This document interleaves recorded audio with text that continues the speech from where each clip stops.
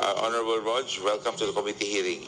You may now ask your question. Mr. Chair, thank you, Mr. Chair. Mr. Chair, just a quick manifestation because I agree with the sentiments of D.S. Suarez and I support the motion to convert this to a thorough review of the franchise. I wanted to bring this up earlier, but given that Section 8 is talking about the dispersal of ownership, as we've seen with other franchise hearings we've had, Mr. Chair, this is usually there to temper interests of those who are currently holding the franchise and to level the playing field with the public. So as we can see, we can't talk about inefficiency, we can't talk about La Nina preparedness without talking about conflict of interest. So I really do agree that we should look into Section 8. With that, Mr. Chair, I would just like to request that through the committee and through the chair, most respectfully, we request for the documents that were being referred to earlier.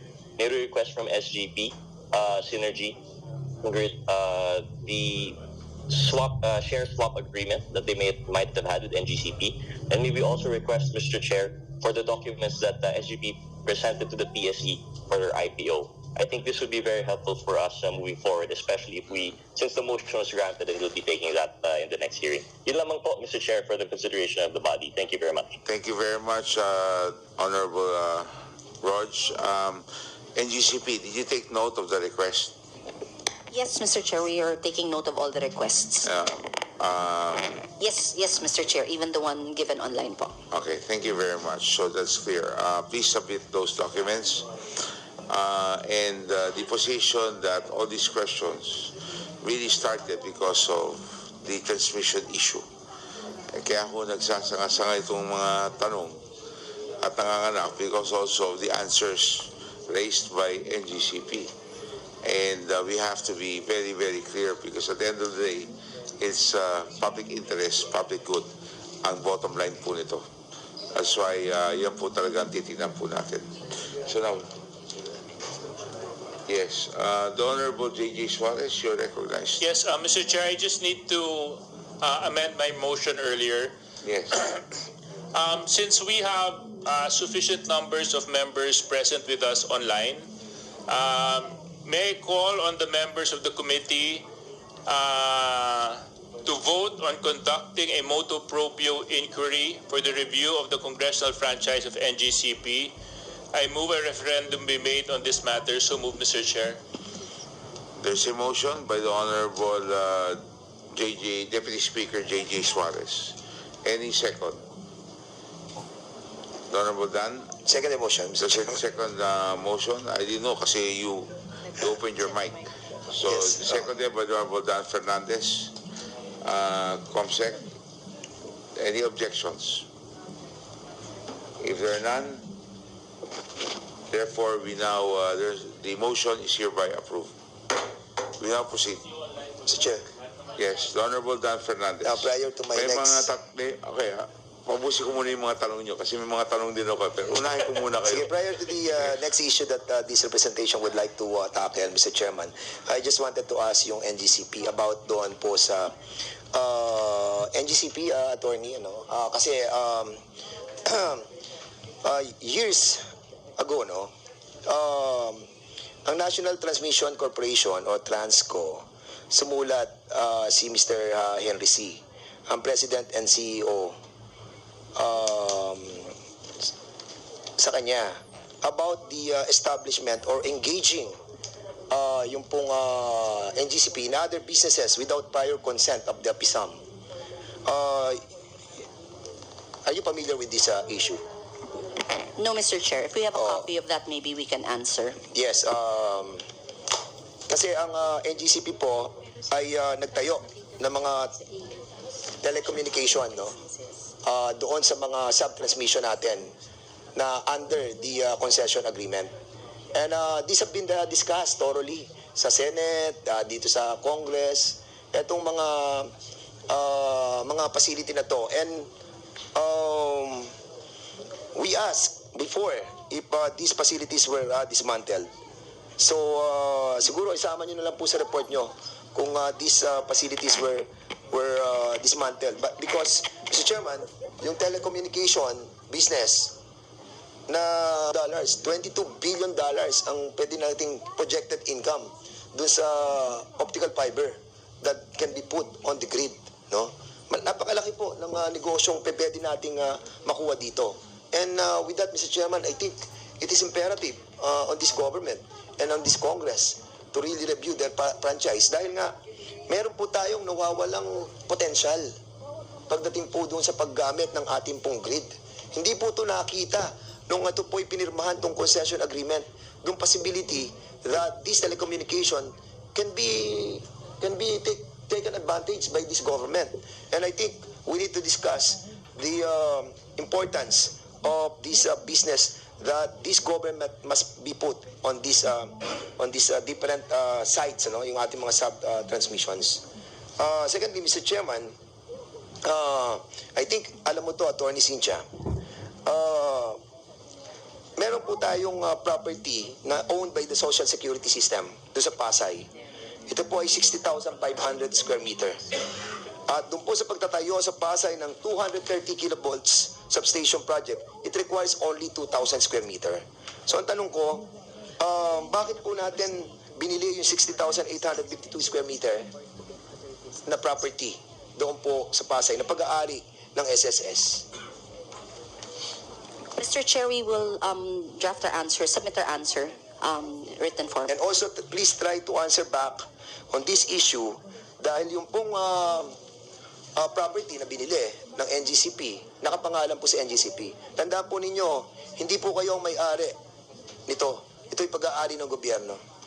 And that's the reason why we're asking why the purchase of the property sa Pasay na pag-aari ng Social Security System, nagfile ang NGCP ng expropriation and they were able to purchase the 60,000 square meter property and put the name under the NGCP.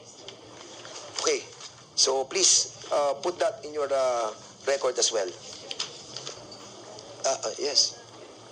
Can I just add that it's not just SSS, there's also cases of NPC and PSAL, Mr. Chair. Similar manner. So how many, Mr. Chair? And our record is just 3 government agencies. 3 government agencies. I think also the sa Barangay Bitin, sa Bae Laguna, na kung saan, doon po ako nanggaling, Barangay Bitin, Bae Laguna, in connection with the Lumban EHB Bae, 230 kilovolts transmission is under also the expropriation. And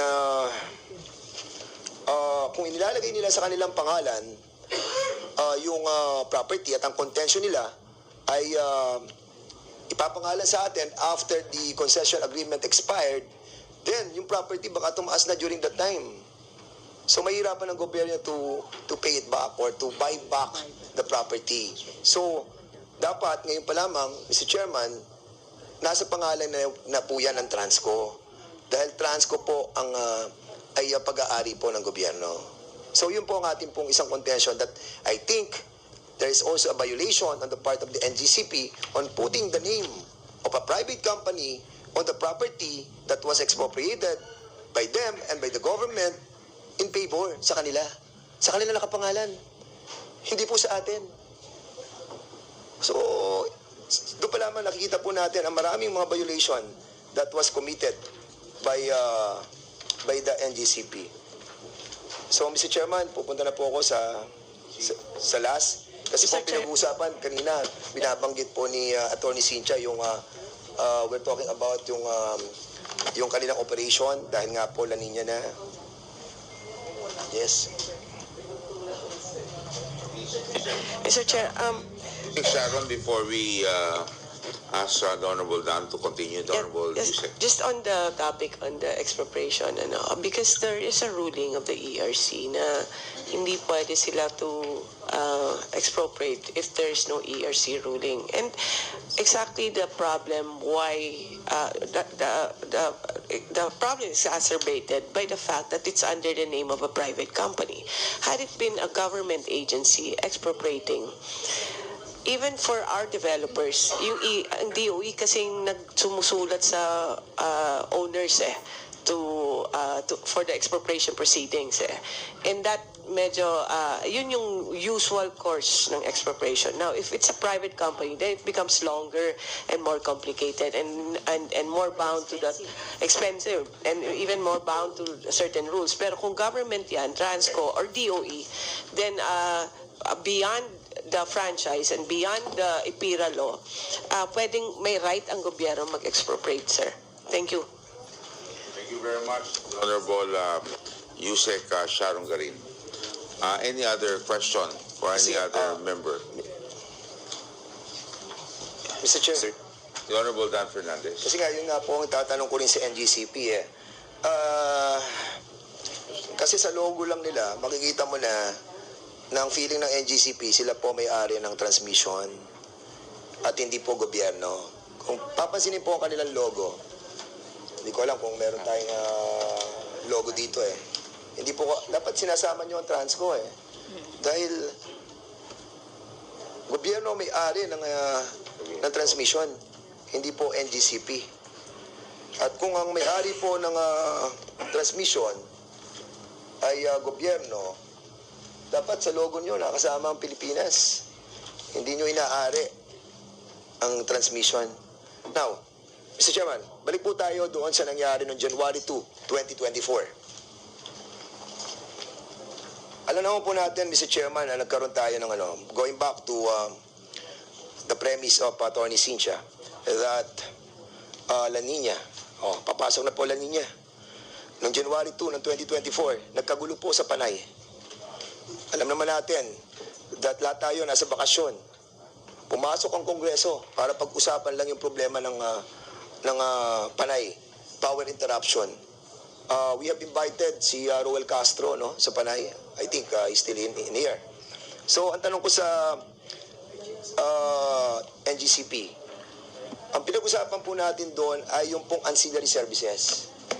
So, sa ancillary services po na binabanggit, it is the obligation of the operator, which is the NGCP, to supply for the reserve capacity, contingency, and yung tinatawag nating what's this? Disposable. So, ang tanong ko po, firm na ba lahat ang mga contracts natin at wala na po tayong non-firm? Yes, Mr. Chair. Okay. So, pagdating sa Luzon, ilan po ang naka-alat natin para po sa tinatawag nating reserve capacity? Sa regulating reserve, ilan po ang Mr. Chair, megawatts? yeah, sorry. May I clarify po? Yes. For our ancillary services procurement, we were required by the Department of Energy to conduct a CSP. Now, the competitive selection process was conducted and finished in 2023, I think 2023. And then in 2024, we were also required to purchase a certain percentage from the ancillary services reserve market that was established in January of this year. So we have finished conducting the CSP, and the reserve market, which was launched in January po, was reinstated and then subsequently suspended and again reinstated last July. So umaandar na po yan. So yung requirement po ng NGCP na mangontrata ng firm contracts under the CSP, tapos na po yan. At yung iba po, binibili natin sa merkado. So, pagdating sa Suarez, it's an honor, Mr. Chairman, to be called Dan Suarez. It only means that it's Christmas. Okay, according sa ASPP, yung contingency reserve natin na kailangan natin sa Luzon, firm contracts, 647 megawatts. Are you compliant with this? Mr. Chair, the data I will get for you. I'll have them from the SO. But in terms of contracting, we have complied with the directive to do CSP, and we are purchasing what is required from the reserve market. But again, it really depends on what is on offer. Ito, Atty. Cynthia, magja-January na ha. Baka mamaya yung mga congressman na naman natin sa Iloilo, ayan, katulad ni Yusek Sharon Garin, nagkaroon yan. Baka mamaya mag-outage na naman tayo, todas na naman tayo dyan. So, kailangan natin sa Luzon, firm contract, 647 megawatts. Sa Visayas, 150 megawatts. Sa Mindanao, 150 megawatts. Ba't ko sinasabi ito yung contingency reserve?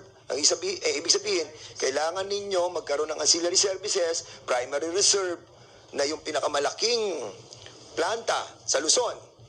Nagkikater siya ng 647. Kapag yun nag-fail, kailangan meron tayong pampalit doon, which is 647 megawatts ang pinakamalaki natin sa Luzon. Sa Visayas is 150 megawatts. Sa Mindanao, 150 megawatts. These are all the ancillary services that we need for Luzon, Visayas, and Mindanao for contingency reserve alone. Meron din tayong tinatawag na dispatchable reserve. Sa dispatchable reserve, Anthony Cynthia, kailangan din natin sa Luzon ng 647 megawatts, sa Visayas 135 megawatts, and Mindanao 150 megawatts. Kung meron tayong reserve sa Luzon, Visayas, Mindanao, dito para sa contingency reserve and dispatchable reserve, there is no reason para tayo magkaroon ng outage ngayong darating na January. If ever, na magkaroon tayo, you have said and manifested in here that we have complied with ancillary services, then I will take your word for that. Attorney Cynthia. Okay. Thank you, Mr. Chairman. At least yung mga taga-Panay at Negros and other part of our country ay meron po tayong ancillary services. Meron tayong regulating reserve, meron tayong contingency reserve, meron po tayong dispatchable reserve, Luzon, Visayas, Mindanao. Maraming salamat po, Mr. Chair. Thank you very much. The Chair recognizes from Cagayan de Oro City, the Honorable Lord Dan Swan. Iba. Thank you, Mr. Chair. I would just like to ask a few questions Yes, regarding please. You have the the floor. topic of delayed projects. Attorney Cynthia, you said earlier that these are large capex projects and are not ordinary projects. What did you mean by that? Our projects po are in the billions. My example then was the CNP3. That's from the top of my head, 72 billion. The Hermosa San Jose, that's 21 billion. Yes, and what did you mean by what is the difference between ordinary and large capex projects in relation to the topic of delayed projects? My point there, Mr. Chair, was that if you purchase a small value good, let's say a cell phone, you are generally required to pay for it before. You are generally required to be able to use it before you pay. So it has to be workable. But for bigger construction projects like ours, there's a line of thought You mean like the consumers are required to pay before the project is completed because of the huge amount of capital involved? and also to smoothen the impact of the payments to the consumer, so that instead of paying for, let's say, the 22 billion plus the 72 billion plus the other capex projects that we finished in the last 12 months, instead of paying for that in one go, it is spread out. So that is your reasoning behind having the consumers pay before the project is finished. That is the rationale behind the regulatory framework that Chair Mona mentioned, that it's forward-looking. So that is really the whole purpose of that is in the vernacular, para hindi mabulunan ang mga konsumante, para utay-utay nilang babayaran yung napakalaking requirement para mapalawak yung transmission grid. Okay. You also mentioned about 1% recovery. Again, Mr. Chair, that is in reference to the fact that we went and proceeded with the construction of our projects despite not having a regulatory reset process. So in the case of those two projects, just in the case of those two projects, Is that the Panay and Cebu Hermosa? Negros Panay po and the Hermosa San Jose. In the case of those two projects, if you go and look at the records of the ERC, the allocation for recovery of those projects that are finished, commissioned, and are being used right now is less than 1%. What do you mean by the allocation by the ERC? Can you explain it? Sige po. Normally po kasi yung pinaliwanag ni Chair Mona earlier, kung nangyari po yung reset process for the 2016 to 2021 regulatory period, na ilatag na ng NGCP ng lahat ng ibig niyang gastusin between those years. At ang regulatory framework na dinatnan po ng NGCP, ibig sabihin po noon we stepped into the shoes of Transco, that would have been charged accordingly over those 5-year period. Pero dahil po hindi nangyari yung reset process, napilitan po si NGCP na humingi ng interim revenue scheme para lang ho tumuloy ang negosyo, kasi hindi naman po pwedeng tumuloy yan kung wala po kaming papasok na pamuhunan. So, ang nangyari po doon is hindi ho talaga naka-allocate yung na kasama ho doon sa revenue namin sa kada project. So, yun po yung pinapaliwanag namin na in that particular case, these big ticket projects, maliit ang allocation. There are other projects that have allocations. That's why it's very important po talaga na moving forward that the reset process must be conducted on time. Kasi po nagkakagulo na, you have a forward-looking framework.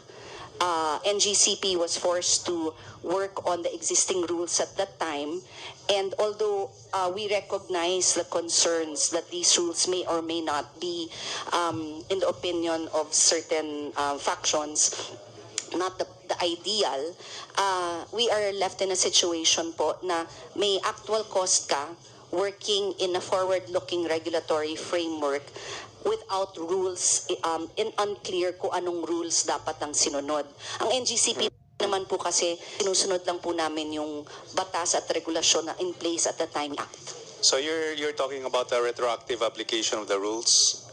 Yes, Mr. I Chair. also remember that you mentioned something earlier that some rules retroacted which resulted in unfairness on the part of the NGCP?